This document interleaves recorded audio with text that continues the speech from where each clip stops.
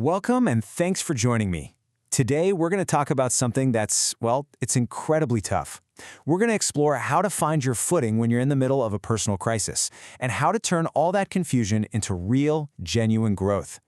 So let's just get right into it, shall we? Have you ever felt like this? Like you're completely trapped in an emotional storm. You're caught in this painful loop of fighting and then making up, and you honestly have no idea what the right path forward is? The way ahead is just completely fogged over. You know, the very first step to getting out of that fog is a huge shift in how you see yourself. This whole explainer is really about this one idea.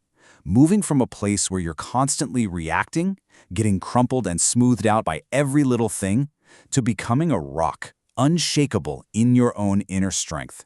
First, let's break down why we feel so stuck.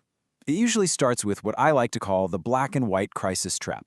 This is that intense pressure, and it comes from us and from others, to make some huge final decision right here, right now. You know, our minds just crave simple answers, don't they? Stay or go, yes or no. But these instincts, the ones you see here, they almost always lead us down the wrong path. We act on a sudden feeling, we look for some kind of sign, or we cave to pressure. And sure, it might bring temporary relief, but the problem just comes back. And here's the thing, the easy answers, they're almost never the right ones.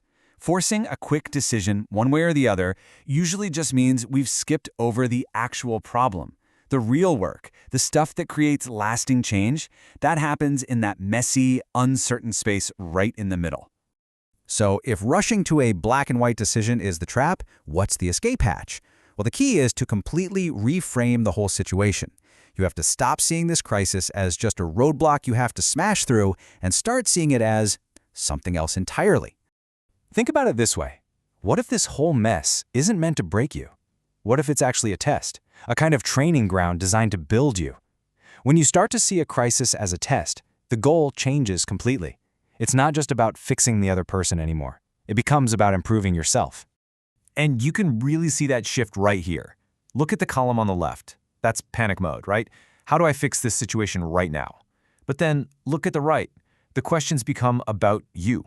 How do I build my resilience? What patterns can I see over time? It's a total game changer. Okay, this is where the rubber meets the road. How do you actually do this? Well, you have to consciously switch roles. You stop being the anxious judge who has to slam down a gavel on every single thing that happens, and you become a patient observer instead. So instead of judging every single argument or every single apology as the final word, you zoom out. You start to track the pattern. You begin to see the whole cycle playing out. There's the conflict, then the apology and remorse, then that brief, confusing calm, and then, boom, it starts all over again. Seeing the pattern is everything. And that space of not knowing, that uncomfortable, confusing gray area, that is not failure. No way. That's your training ground. It's the one place where you have the freedom to really think, to reflect, and to build the strength you need without the constant day-to-day pressure of the crises. So you're in the gray area. You're observing. What now? Well, one of the most powerful tools you have for changing the whole dynamic is to transform the way you communicate. And that begins with the art of asking questions. Just look at the difference here. When you make a statement, an accusation like, "You never change," what happens? The walls go up immediately, right? The conversation is over. But when you ask a genuine question, you're actually opening a door for them to reflect. Now, asking good questions, that's a real skill. It's not about trapping someone. Your intention has to be genuine. You're asking because you actually want to understand, not to attack.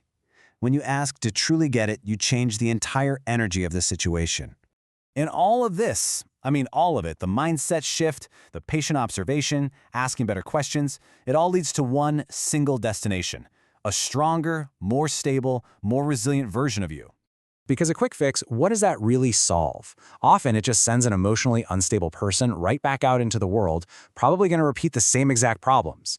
The real victory, the real achievement, is the internal work you do while you're patiently observing. And this really gets to the heart of it all. Success isn't defined by some quick, visible outcome that makes everyone else happy. No, it's defined by the deep, lasting growth you build inside yourself. That's a change that no one can ever take away from you.